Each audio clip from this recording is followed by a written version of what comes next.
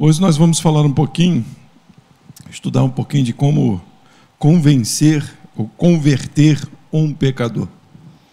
Como, pastor, nós podemos converter ou convencer um pecador?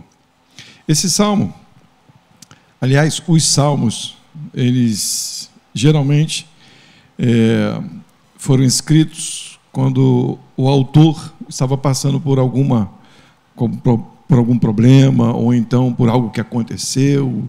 Ele vai lá e relata em cânticos. Às vezes, para quem é compositor, geralmente a gente que gosta de escrever músicas, a gente geralmente escreve quando acontece alguma coisa na nossa vida. Eu tenho algumas músicas que elas não impactaram a minha vida, mas no momento em que eu estava vivendo, elas vieram como revelação. Não estou falando revelação de Deus, mas encheram o meu coração, e aí a gente começa a cantar. Não são músicas famosas, né? Mas são músicas que tocaram a nossa vida. A Cristina também tem muitas músicas e que ela escreveu por situações que passou. E os salmos não é nada mais do que nada menos do que isso. Quando Davi escreve o Salmo 23, provavelmente ele estava ali de frente com as suas ovelhinhas, né? Cuidando das ovelhinhas ali, de frente para o ribeiro, os pastos verdejantes, e aí o coração, que já era um coração do Senhor, entende que todo cuidado vem do Senhor. Ele não diz, eu sou o pastor das ovelhas, ele diz, o Senhor é o meu pastor. Ele olha para as ovelhas e ele diz, eu sou como essa ovelha, ele me faz andar por verdes pastos, ele me guia por águas tranquilas. E isso é muito legal, quando o autor ou o compositor pode colocar nas letras das suas músicas algo que ele entende que ele não tem o poder de fazer. Não é? E geralmente o cristão, o verdadeiro cristão, quando ele é um compositor, ou quando ele escreve versos, quando ele entende quem é o Criador, ele não consegue escrever algo que Deus não esteja na frente, ou que Deus não apareça, ou que Deus não seja exaltado, ou que Deus não seja glorificado através daquilo que ele está escrevendo.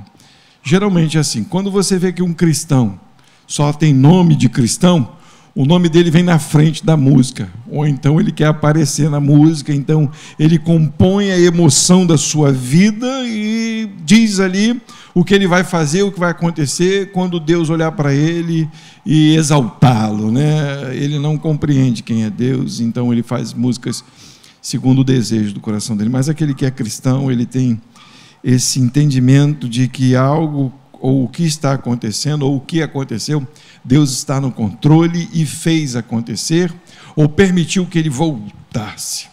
Esse Salmo 51 é aquele salmo que Davi escreve quando ele compreende o mal que fez.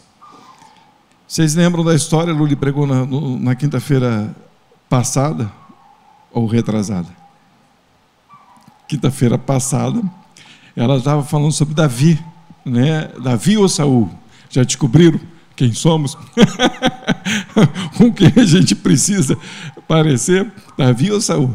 Né? E ela estava falando da história, e ela comentou a história de Davi, quando ele está lá olhando a mulher nua, né? Lá no terraço lá, ele está olhando, se alegra com aquilo tudo, e ele vai lá e comete um adultério, e após o adultério, tem a marca do adultério, a mulher está grávida, e é ele, para esconder o adultério, a besteira que fez, manda o marido da mulher com que ele cometeu o adultério na frente de batalha para que ele seja morto, né?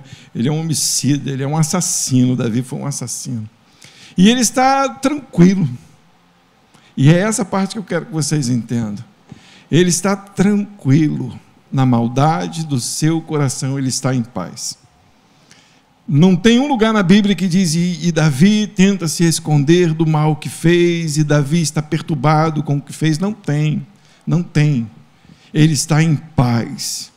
E vem um homem de Deus, com a palavra de Deus, chamado Natã, e diz para Davi algo que faz alertar e despertar o mal que está no seu coração.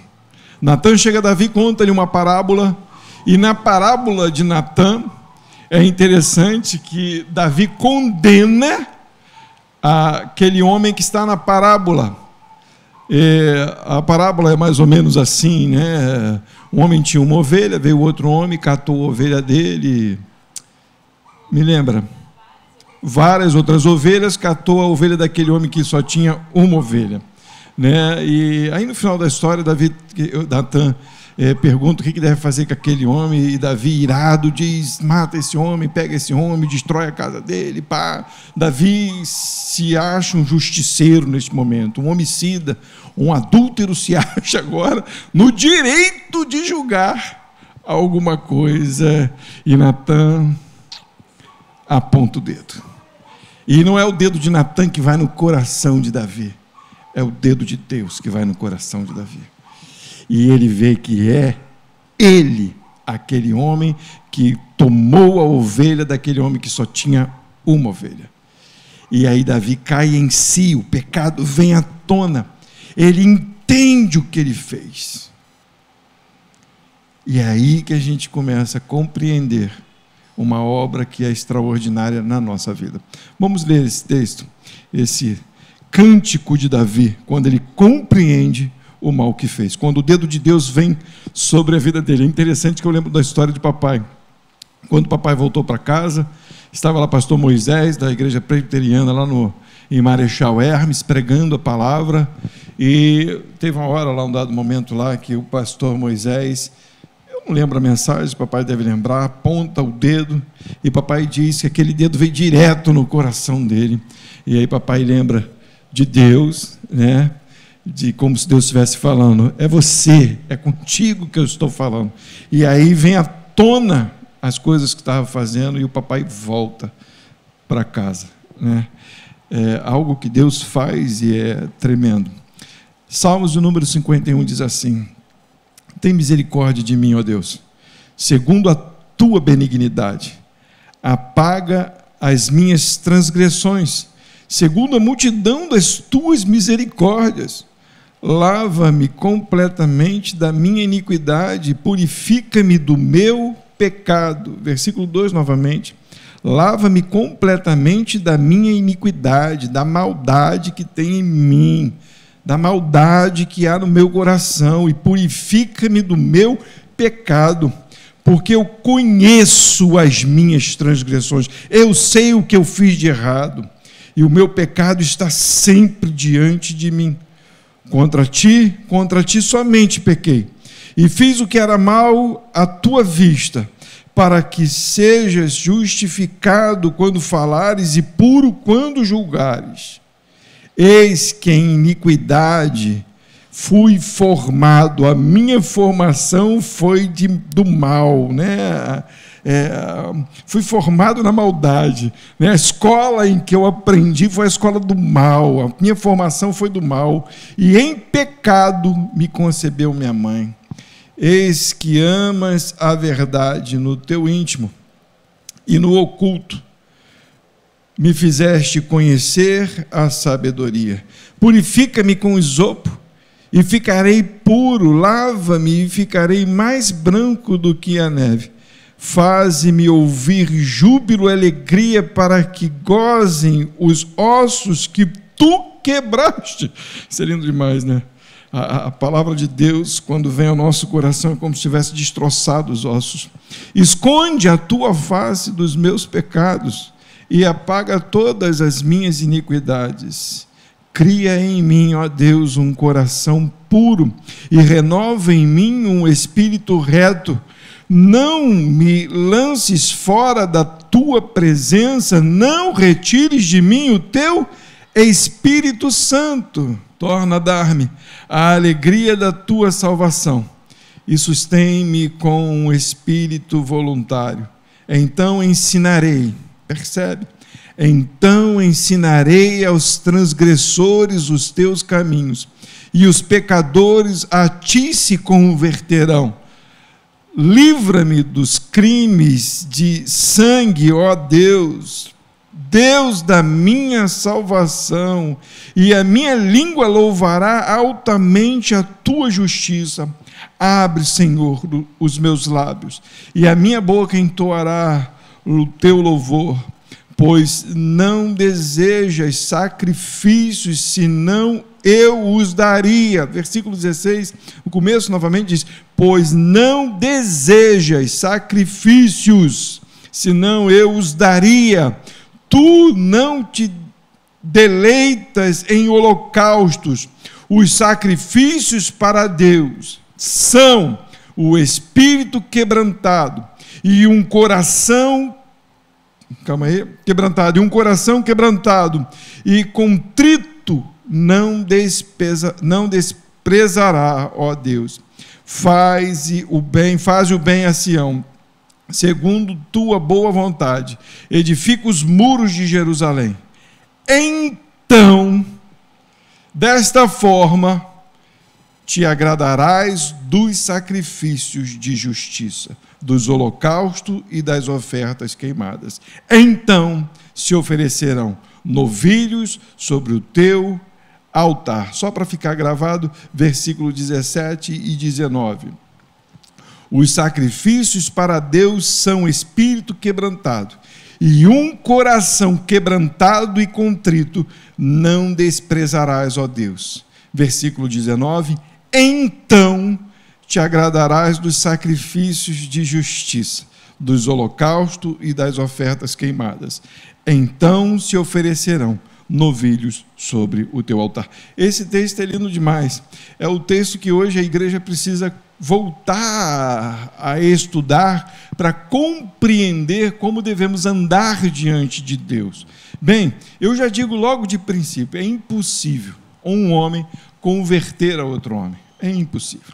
É impossível um homem comum tentar trazer ensinamento para outra pessoa, fazendo com que ela mude o seu caminho. Mas nós vamos entender por que nós pregamos a palavra. Por que nós falamos do Evangelho? Por que a gente fala de Jesus Cristo? Por que a gente fala de Boas Novas? Mas, a princípio, a gente deve entender o que Davi compreendeu. O que Davi entendeu no seu coração? Como que Davi chegou a essa conclusão para reescrever esta música, este salmo? Como que ele chegou? Ele chegou a um entendimento daquilo que a gente tem falado aqui, que é importante nós estarmos com o coração bem atentos, que é: não pecamos porque cometemos, não somos pecadores porque cometemos pecados. Nós cometemos pecados porque somos pecadores. Você não é pecador, você não é um pecador porque você xingou um palavrão. A gente estava conversando na terça-feira, né, Henrique? A gente falou assim, porque aconteceu uma situação, você não se tornou pecador a partir daquele momento. Hoje eu estava conversando com um rapaz na igreja, e eu fiquei preocupado, eu não conseguia acabar a conversa, porque hoje era dia de entrega de bolsa, e o assunto estava muito bem, mas de repente ele falou uma coisa que doeu lá dentro no coração, e eu falei, será que o entendimento dele é esse? Ele disse, eu procuro fazer tudo corretamente, eu procuro não fazer nada de errado, mas tem coisa que quando a gente vê, a gente já fez. É óbvio, né? O crente tenta não errar, é certo isso. E tem coisa que quando a gente vê, saiu, aconteceu. Mas ele disse assim, mas dessas coisas Deus não liga. Aí doeu, aí veio lá dentro, e eu queria compreender, mas estava chegando um pessoal, e tinha outro falando comigo, e vocês sabem como é que eu sou, né? Eu não consigo 10, 3, 20 assuntos juntos. Respiram aqui, eu já me perco. Aparece um cavalo ali, eu não sei para onde eu vou. Aparece um gato, eu já não sei o que eu faço. Aparece uma barata, todo mundo olha, já era. Então, você imagina, ele começou a falar, veio lá dentro, e eu queria responder para ele, conversar com ele, e ele já perdia o assunto todo, aí já era, mas eu fiquei preocupado, porque Deus não aceita, não vem com esse papo de dizer que é pecadinho ou pecadão, não, gente, não entra nisso. Não entra nisso, seja lá o pecado que for, do tamanho que for, Deus é santo. E não existe iniquidade em Deus, não existe transgressão, não existe meio termo, não existe mentira. Deus não tem pacto nenhum com o ser humano, porque ele tem um pouco ou muito pecado. Aquele tem pouquinho pecado, então eu vou chamar esse. Não, essa foi a função de Cristo vir ao mundo para nos justificar, porque senão Deus não olharia, eu vou falar com uma expressão bem forte, na nossa cara. Vocês têm que compreender isso.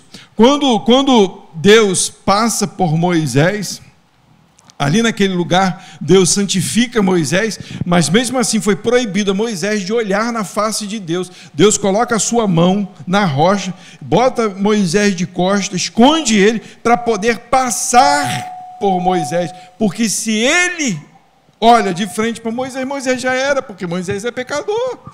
Deus não tem pacto, não tem como, não adianta. Então o sacrifício de Cristo teve que ser feito. Seja um pecadinho ou seja um pecadão, Deus não te aceita pelo tamanho do pecado que você fez. Tá ok? Nós andamos em santidade, procuramos andar em santidade, porque entendemos o que ele fez. Então Davi tem essa compreensão. No versículo 5, a gente vê isso. Olha o que está escrito aí no versículo 5. Qual é a formação de Davi e de onde é a fonte?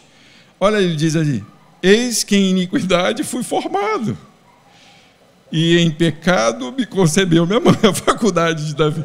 E começou aonde? Na fonte. Ele foi concebido. Quando o óvulo e o espermatozoide se encontraram, eis aí um pecador. Pum! Automaticamente, porque o espermatozoide e o óvulo de dois pecadores. Por isso não houve relação entre Maria e José, porque o ente santo que viria não poderia vir de relacionamento humano, porque senão seria um outro pecador. Ele não poderia nos salvar, ele não poderia carregar a nossa culpa. Mas Davi entende, existe algo de mal dentro de mim, porque eu fui concebido em pecado. A culpa é da mulher. Ele fala de algo importante. Ele está dizendo: eu recebi esse DNA, esse mal veio do ventre de minha mãe. Ele está dizendo algo que está escrito, abram comigo, está no Salmo 53, mas nós vamos abrir Romanos capítulo 3, nós vamos ler do versículo 9 em diante.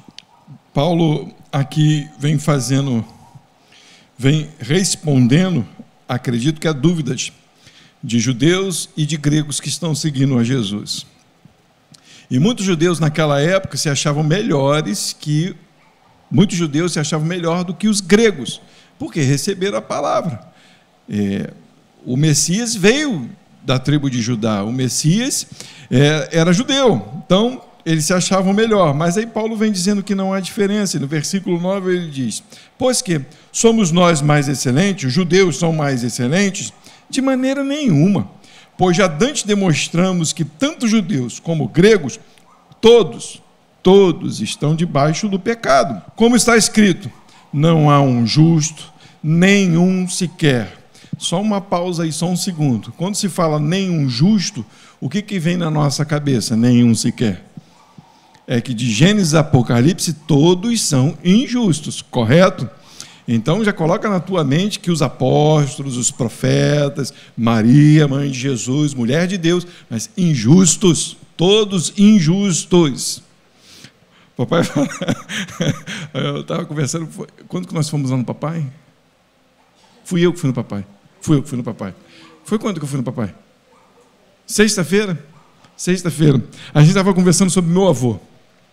Meu avô colocava minha irmã e minha mãe no pedestal. Santas mulheres. Ele falava assim, né? São mulheres santas, essas mulheres são perfeitas, né? Aí papai: não, papai, são pecadoras. São pecadoras, merecedoras da graça de Deus. Não, mas elas, olha, papai, são pecadoras. Por que a gente faz essa confusão? Porque como alguns homens, e vovô andou em confusão, né? Via as confusões, as mulheres confusas, né? Então ele fazia comparação das mulheres confusas com as mulheres que não tinham confusão. Deu para entender? Das erradas, né? Eu acredito que era isso que fazia na cabeça dele. Vinha, essa aqui só pensa em porcaria. Essa aqui não. Essa aqui faz tudo de bom para o marido em casa, nunca fez besteira nenhuma na rua. Então essa mulher é uma santa. Mas tanto essa quanto aquela são pecadoras. São pecadoras. E a gente precisa entender, todos. Não há um justo sequer. A nível humano, carecem das punições humanas. Mas a nível de Deus, todos merecem punição. Todos. Tá bom? Aí ele vai falar assim, vou ler de novo, versículo 10, como está escrito: não há um justo, nenhum sequer. Não há ninguém que entenda. Não há ninguém que busque a Deus.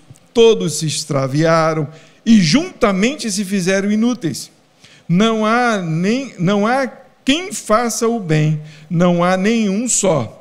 A sua garganta é um sepulcro aberto, com a sua língua tratam enganosamente. Peçonha de áspide, né, de cobra, de serpente, está debaixo de seus lábios, cuja boca está cheia de maldade, maldição e amargura. Os seus pés são ligeiros para derramar sangue. Em seus caminhos há destruição e miséria. E não conheceram o caminho da paz. E não conheceram o caminho da paz. Não há temor de Deus diante de seus olhos. Ora, nós sabemos, percebe o que Paulo vai dizer. Ora, nós sabemos que tudo o que a lei diz aos que estão debaixo da lei, o diz para que toda a boca esteja fechada e todo mundo seja condenável diante de Deus. Por isso, nenhuma carne, nenhum ser humano, ninguém que foi concebido de homem e mulher será justificado diante dele pelas obras da lei, porque pela lei vem o conhecimento do pecado. Versículo 23 diz: porque todos pecaram e destituídos estão da glória de Deus. É um texto duro, mas que eu preciso entender que sou pecador. Eu não posso fazer comparações para dizer aquele pode ir para o céu e esse não pode ir para o céu. Aquele xingou um palavrão, não vai para o céu. Esse não xinga palavrão, vai para o céu. Não posso de maneira nenhuma. A Bíblia nos revela que diante de Deus todo mundo é condenável. A lei veio para nos mostrar isso. O que a lei diz? Honra teu pai e tua mãe. Todos nós desonramos aos pais. Então, a Bíblia, a lei nos mostra, somos condenáveis diante de Deus. Não roube, não furte, não olhe para o homem de lá, não olhe para a mulher de cá, olhe para o que você tem em casa, não cobice. Quantas vezes nós não cobiçamos? Hoje, então, é nos provocado a essa iniquidade que tem no nosso coração. Liga uma televisão, aí vê aquelas coisas de última geração, aí você começa a ver alguém que já tem aquilo que estava lá na televisão e você começa a cobiçar sem ter dinheiro para ter. Ou então a vaidade, porque você tem alguma coisa e o outro não tem, você se orgulha daquilo. Nós somos assim, todos nós. Ninguém pode dizer, eu não sou assim. Nós somos assim. A gente às vezes não demonstra com ações, mas lá no nosso coração está escondido essas coisas. Por quê? Porque todos nós pecamos. E qual é a fonte do pecado? Não é da mulher. Romanos 5, versículo 12. A mulher só carregou esse DNA, só carregou essa doença, né? Esse vírus, essa maldição. Romanos 5, versículo 12. O que diz aí? Quem pode ler?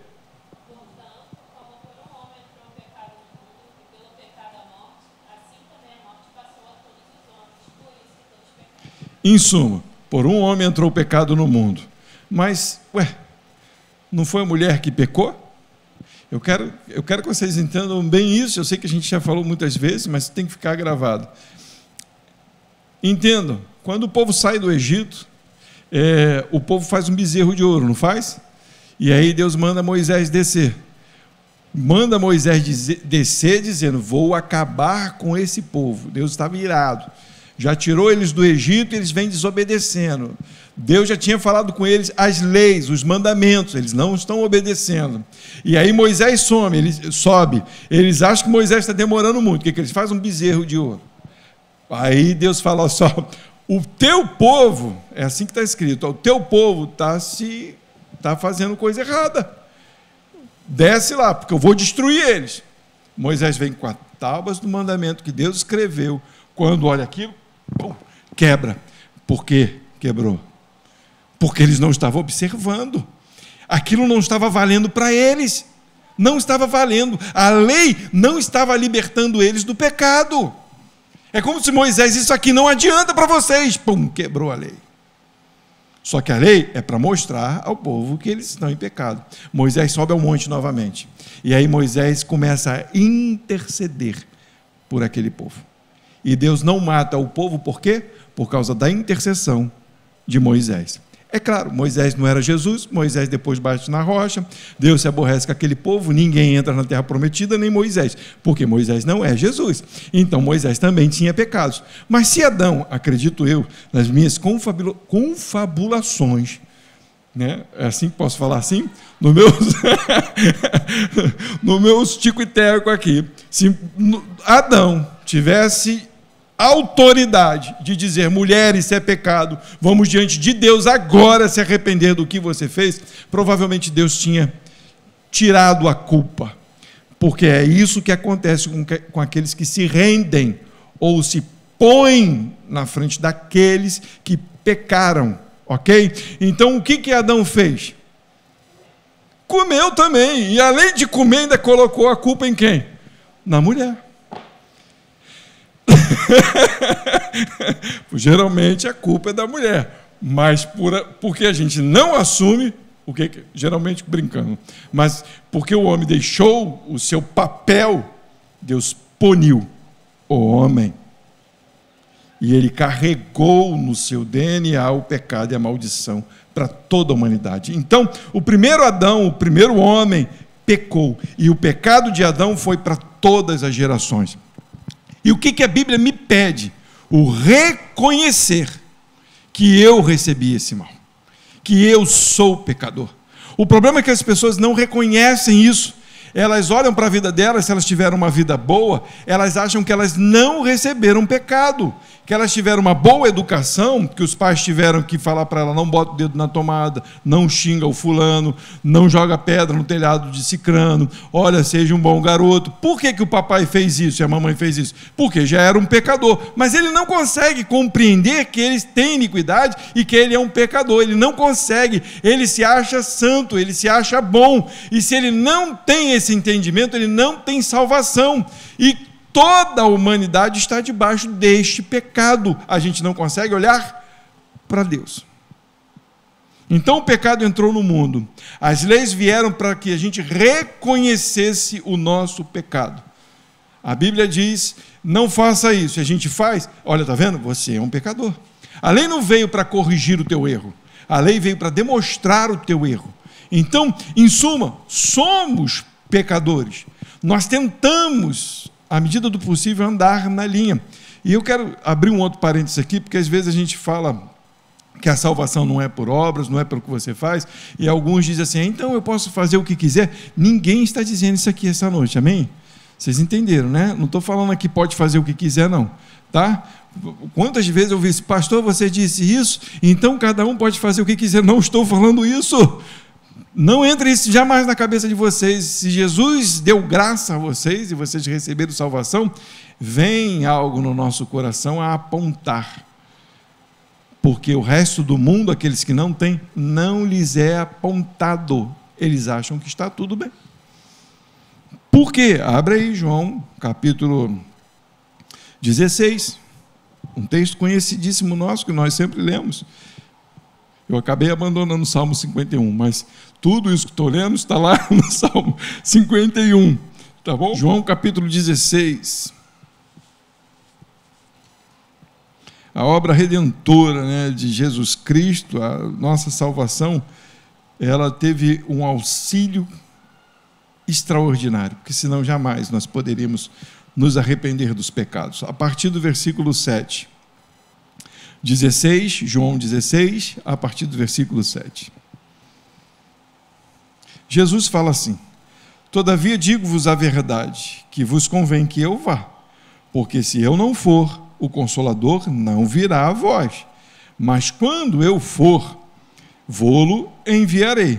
E quando ele vier, o Consolador, convencerá. Esse convencer não é simplesmente de dizer estou certo, é de converter, é de tirar o cara de uma situação, que nós já falamos das trevas, e levar para o reino da luz. A visão é aberta, o entendimento é aberto. Então, ele diz que o Consolador virá e convencerá o mundo do pecado, da justiça e do juízo. Do pecado, porque não crê em mim. Da justiça, porque vou para o meu Pai e não me vereis mais, e do juízo, porque já o príncipe deste mundo está julgado. Jesus traz uma informação muito boa, e que a gente precisa ter em mente. Quando Jesus estava no mundo, o Espírito Santo não tinha sido derramado. O Espírito Santo vinha sobre os antigos para que eles executassem alguma coisa, ou para que tivessem uma visão do que Deus queria. Lá no Salmo 51, não precisa abrir não, deixa que eu abra aqui e vou falar para vocês aqui. Ele vai falar no versículo 11, quem tiver marcado pode abrir. Ele diz assim: não me lances fora da tua presença, não retires de mim o teu Espírito Santo. Davi tem a consciência de que ele jamais conseguiria estar salvo ou ter entendimento do seu pecado se o Espírito Santo não estivesse nele. E ele diz: não retires de mim, porque Davi já conhece a história do rei Saul, que foi contado na quinta-feira passada. Saul recebe o Espírito de Deus, mas o Espírito que estava em Saul, o Espírito de Deus, é retirado, porque foi ele, qual é a palavra certa? Rejeitado por Deus, ok? Só que quando Jesus vem e ele cumpre a justiça, Jesus faz o que deveria ser feito, que nós não fizemos, agora o Espírito não é mais retirado, o Espírito é derramado. Entenderam? O Espírito não vem só para te dar uma ideia, para dar um convencimento, para te dar uma habilidade, igual fez com Sansão, para Sansão ficar forte, para Davi ficar um grande compositor e um grande rei. Não, o Espírito agora vem e sela. O Espírito vem e convencifica. Jesus está dizendo: eu vou para o Pai, porque se eu não for, ele não virá até vocês. E se ele não vier até vocês, não haverá convencimento, não haverá conversão. Não tem como um homem comum ser convertido. Por quê? Porque está escrito no versículo 9, do pecado, porque não creem em mim. Então o Espírito vem para convencer o homem que ele não olha para Deus, que ele não ama Deus, que ele não quer Deus. O pecado habita em nós e ele nos fez afastar tanto de Deus que a gente olha para a criação e acha que ela evoluiu. A gente olha para os nossos feitos e acha que foi a nossa força. A gente olha para o salário final do mês e foi porque eu trabalhei. Entenderam? O Espírito vem e te diz: não, tudo vem de Deus, a criação foi Ele quem fez. O Espírito te convence de que você não crê em Deus. Essa é a função do Espírito, fazer você parar de olhar para o mundo, parar de olhar para você e olhar para Deus. Esse é o convencimento do Espírito. E não só isso, ele te convence do juízo. Do juízo porque... Não, da justiça, versículo 10. Porque vou para o Pai, para o meu Pai. Ele faz você entender que o único caminho de salvação é por meio de Jesus Cristo. Porque o Espírito só veio até nós porque Jesus não pecou. Vocês entenderam? Jesus vem, Jesus é a lei de Deus, é o mandamento de Deus, é o cumprimento de todas as coisas. Jesus passa por esse mundo sem pecado. Então, quando ele vai para o céu, o nosso pecado está em Cristo na cruz. Quando ele sobe, ele tem o poder de me justificar, quando o Espírito me convence do pecado, da justiça e do juízo. Que ele, no juízo, no versículo 2, diz que o Espírito nos convence de que esse mundo e esse império nesse mundo será acabado. É isso que o Espírito vem fazer, vem nos convencer. Ele nos dá entendimento de quem é Deus, de quem é Cristo e de que o mundo vai ter o seu fim. Se o Espírito não te convenceu a isso, é porque você não se converteu.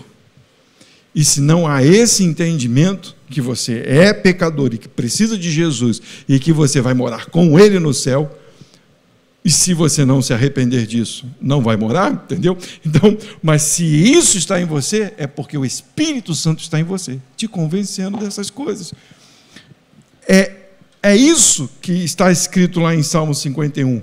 Davi entendeu, compreendeu a fonte do seu erro, mas ele não correu e colocou a culpa em outro. Ele pede perdão pelo seu pecado. Ele não diz, por causa da minha mãe. Ele entende, sou pecador porque recebi como herança o pecado, mas Deus me perdoa das minhas iniquidades. Não retire de mim o teu Espírito.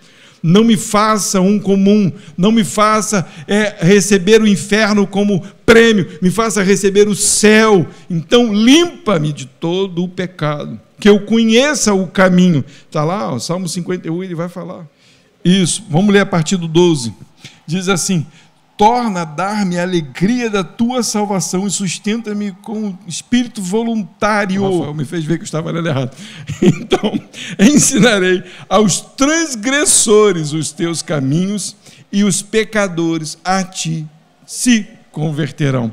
Aí entra a terceira parte da nossa mensagem. Quando essa pessoa recebe Jesus e ela entende quem ela é, né? Porque as mensagens hoje elas mudaram. As pessoas dizem: eu mudei, sou nova criatura agora, não faço mais nada de errado. Esse continua sendo um pecador e não sabe o que está falando. Porque o dever daquele que foi transformado é levar a pessoa a entender o que Deus fez na vida dele e continua fazendo. Nunca diga para ninguém: eu sou perfeito. Diga: o Senhor me salvou porque eu sou imperfeito, não merecia a salvação. E aí Davi tem essa consciência e diz: agora eu posso falar, eu posso ensinar. Eu posso ensinar porque eu entendi, eu conheci o teu caminho e agora eu vou falar para eles, para que eles também se convertam.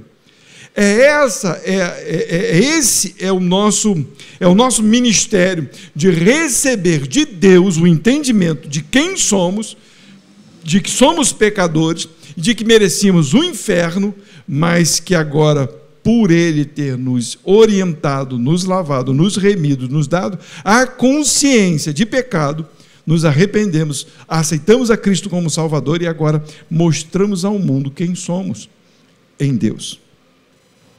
Entenderam? Então, essa é a parte que nós devemos fazer, não é a parte que o Espírito faz, porque quem convence é o Espírito. Tem um texto muito legal, lá em 1 Coríntios, não precisa abrir, 1 Coríntios capítulo 3, lá os corintianos, né, estavam discutindo, que um era de Paulo, outro era de Apolo, né? Maior orgulho, né? Eu sou de Paulo, né? Igual vocês fazem aqui: eu sou do pastor Eduardo, pastor Dudu. Nossa, caramba, estou brincando, tá? Mas tem lugar que é assim, né? Não, eu prefiro quando o pastor fulano está lá. Quando o pastor fulano não está lá, não tem igreja. Não tem igreja. Eu não posso falar isso aqui não, eu ia falar um negócio dali, mas não posso falar não. Vou falar de outra igreja. Tem um pastor velhinho numa igreja, né? E já tem um monte de pastor em volta. Tem gente que fala assim: quando meu pastor morrer, eu saio dessa igreja. Saio dessa igreja porque ele é um pastor que fala a verdade. Aí Paulo, né, olhando para ele e para Apolo, porque eles estavam se dividindo, um diz: eu sou de Paulo, outro diz: eu sou de Apolo, né? Enchiam a boca para falar, né, com aquele orgulho. E Paulo diz: quem é Paulo e quem é Apolo? Por acaso foi eu que salvei vocês? Por acaso fui eu que resgatei vocês? Foi eu que tirei vocês das trevas e levei para a luz? Estou resumindo o pacote do texto, né? E Paulo diz assim: eu plantei, Apolo regou. Nós falamos da palavra. Paulo foi o missionário que levou o testemunho dele para muitos. Apolo, quando as pessoas vinham, ia lá: a palavra é essa, aquilo que Paulo te falou lá que você ouviu, é essa aqui, isso aqui não é bom fazer, está escrito assim, regando, entenderam? Apolo está lá, enquanto vem alguém com alguma dúvida estranha, receber algum ensinamento dos crentes estranhos, dos crentes gospel, aí Apolo ia lá e regava, podava a folhinha para que Deus desse o crescimento. Porque se Deus não der o crescimento, se o Espírito não convencer, não converter, não tem frutificação, não tem crescimento de planta, não existe.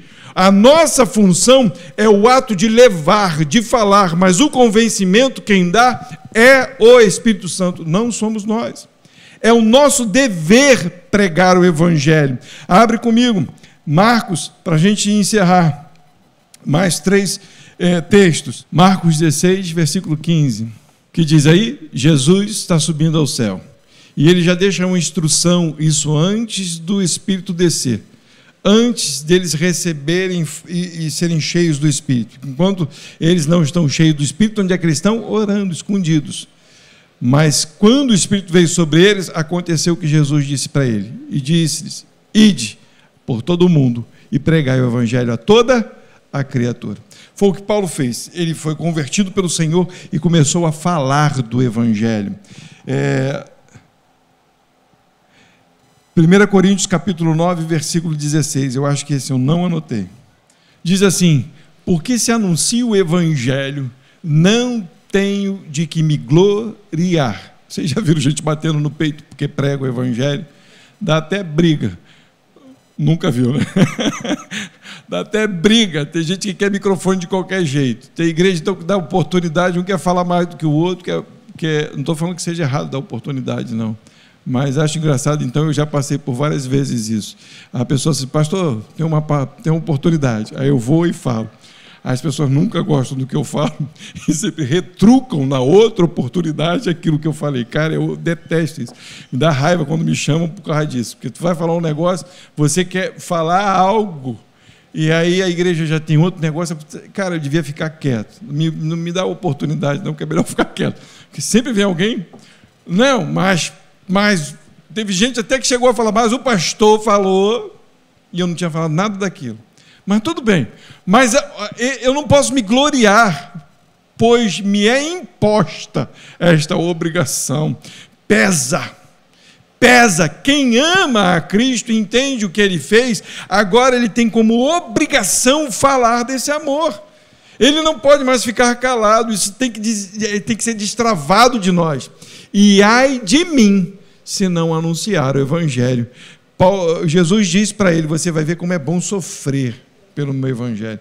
Você vai ver, porque Paulo entendeu que aquele mundo, o mundo para ele já não tinha mais valor nenhum. E que agora, o que Deus estava revelando a ele, não podia mais ficar só para ele. Ele tinha por obrigação de mostrar às pessoas o mundo vindouro. O que Cristo fez, então, é obrigação nossa anunciar o Evangelho. Não é obrigação nossa converter as pessoas. Tem hora que a gente quer enfiar o Evangelho. O Evangelho não entra se não for pelo Espírito Santo. Você pode ler e falar assim, nossa, mas é muito nítido. Para quem não tem convencimento, para quem o Espírito não alertou, ele não entende. Olha, eu fico bobo às vezes, eu vejo pessoas extremamente estudadas, extremamente sábias, elas conseguem ler a Bíblia, e quando não tem o Espírito de Deus, elas conseguem deturpar aquilo que está escrito.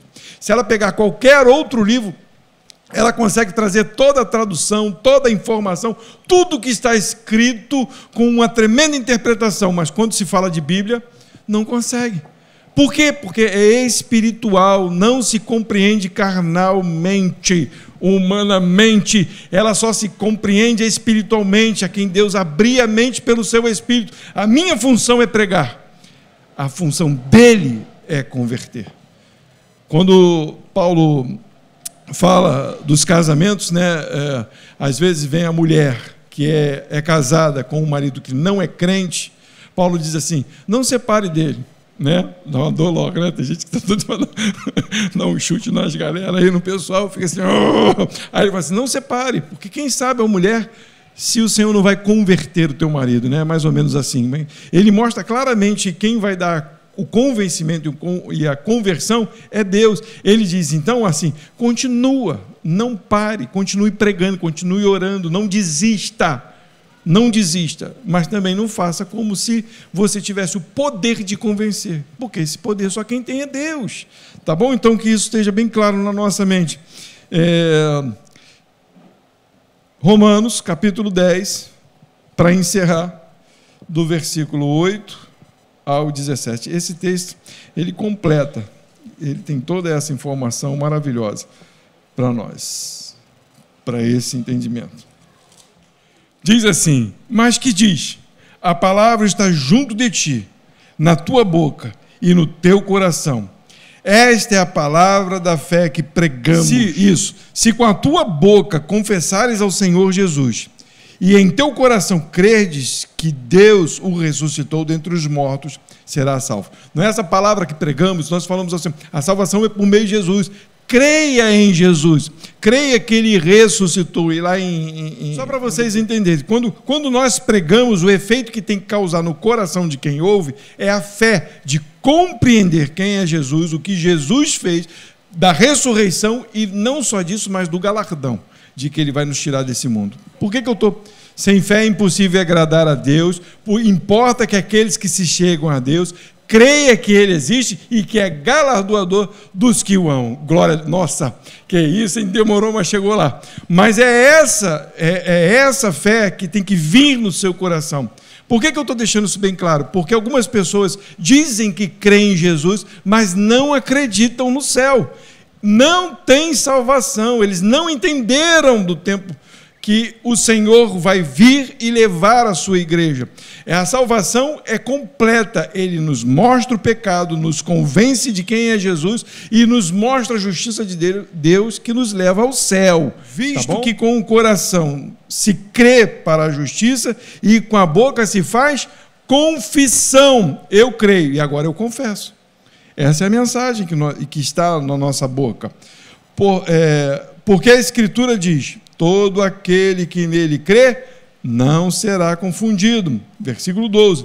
Porque não há diferença entre judeu e grego, porque um é o mesmo e o Senhor de todos, rico para com todos os que o invocam, porque todo aquele que invocar o nome do Senhor será salvo. Como, pois, invocarão aquele em quem não creram? E como crerão naquele em que não ouviram? E como ouvirão se não há quem pregue? Então há um questionamento. Se não ouvirem, como que vão crer? E se não for anunciado, como invocarão, né? Ele está dizendo aqui. Aí diz assim, versículo 15. E como pregarão se não forem enviados? Então a palavra veio a nós entendemos, nós cremos, nós estamos sendo enviados para poder pregar esse amor, para que ouçam, como está escrito: quão formosos os pés dos que anunciam o evangelho da paz, dos que trazem alegres novas de boas coisas. Mas nem todos têm obedecido ao evangelho, pois Isaías diz: Senhor, quem creu na nossa pregação? Então entendam, a gente não pode convencer as pessoas, nós devemos pregar, mas nem todos vão obedecer, nem todos vão ouvir. De sorte que a fé é pelo ouvir e ouvir a palavra de Deus. Até que versículo? Tá, então é até aqui. Então entendam, Deus nos deu esta obrigação de falar do Evangelho para que as pessoas ouçam, porque a fé vem pelo ouvir. Então não se cansem de pregar, não se cansem de falar aquilo que Ele fez. Como converter um pecador é anunciando o Evangelho para que Deus faça a obra. Qual o pecador que vai se converter? Eu não sei, mas a minha obrigação, a sua obrigação é entender o que Ele fez e agora anunciar às pessoas. Tá ok? Então é essa mensagem que eu queria trazer para nós. Lembrando de que nos últimos versículos lá de Salmo 51, e eu vou encerrar, né? Encerro mesmo, agora eu vou encerrar. Salmo 51. Eu vou ler o 16 e o 17, depois eu vou ler o 19, só para lembrar para vocês isso que é importante, que faz parte dessa mensagem. Versículo 16 vai dizer assim: pois não desejas sacrifícios, senão eu os daria. Tu não te deleitas em holocaustos. Como que Israel se movia diante de Deus? Como que Israel saía para a batalha? Como que as pessoas recebiam um perdão das suas falhas? Não era com o sacrifício e com os holocaustos? não era? E aí Davi agora traz uma informação que parece ser um absurdo. Como que Deus não quer? O problema é que as pessoas se voltam para o sacrifício. Entenda isso. Eu faço e Deus aceita. Eu vou na igreja, então Deus me recebe. Eu dou o meu dízimo e Deus se alegra. Eu canto louvores, então os céus se abrem. Esquece isso, Deus não se alegra com os sacrifícios. Esse sacrifício de holocausto aqui, eu posso botar muito bem o que eu estou falando para vocês. Arrumei, vamos botar aqui para a gente, a igreja sempre precisa de arrumação, precisa se mexer no som, e a gente fala, nossa, olha o que eu fiz para Deus, então agora eu vou ser justificado diante de Deus. Ele está dizendo, Deus não quer sacrifícios. Versículo 17 vai dizer, os sacrifícios para Deus são o espírito, os sacrifícios para Deus são o espírito quebrantado, e um coração quebrantado e contrito não desprezará, ó Deus. Tudo o que fazemos, fazemos porque entendemos o que Ele fez por nós. E aí quando entramos diante dEle, entramos como? Com o coração contrito. Diante de Deus não venha altivo de forma nenhuma. Ele é Deus, nós somos pecadores. Davi entende que Deus não se alegra com os sacrifícios. Deus entende, os sacrifícios é a prova do entendimento de um coração quebrantado. Entenderam? Eu me quebrantei, o Senhor quebrou as minhas pernas pelo mal que eu fiz, pelo pecado que estava em mim, me constrangi diante de Deus. E agora o que eu faço? Os sacrifícios. O quebrantamento vem antes do sacrifício. Versículo 19. Então te agradarás dos sacrifícios de justiça e dos holocaustos, das ofertas queimadas. Então se oferecerão novilhos sobre o teu altar. Então aí se canta louvor. Então aí se faz alguma coisa para Deus. Mas se entra na presença de Deus com o coração contrito, para que Ele receba o sacrifício. Porque, na verdade, o sacrifício já foi feito. Então não tem o que a gente vai fazer que vai agradar a Deus, porque o sacrifício que agradou a Deus foi o sacrifício de Jesus. Ele olhou e disse, sacrifício perfeito, meu filho. Ele olha para nós e diz, quebrante o seu coração, humilhe-se diante de mim e trabalhe na minha obra. Porque muita gente faz o contrário, vou trabalhar na obra de Deus para Ele esquecer o que eu fiz de errado. Vocês sabiam disso? Vou lá tocar um instrumento, vou pregar uma palavrinha, e ainda tem gente que fala assim, ó, olha Deus, preguei, viu fulano? Aceitou o Senhor porque eu preguei para ele. Quantas almas eu ganhei para o Senhor? Meu irmão, quem ganhou as almas foram eles, foi Ele mesmo. A única coisa que você fez foi levar o Evangelho. E o que Ele está vendo é o seu coração, o meu coração. De um coração quebrantado é que Ele se agrada, não é da obra que você faz. Por isso que por obra ninguém entra no céu. Os livros serão abertos. E Ele vai ver as nossas obras. E só vamos entrar pelo nome escrito no livro da vida. Porque quem morreu por nós foi Jesus. Que essa palavra alcance o nosso coração e que a gente, com isso, entenda quem somos e não só a gente venha entender quem somos, mas também do nosso dever de falar, para que Ele opere segundo o seu querer.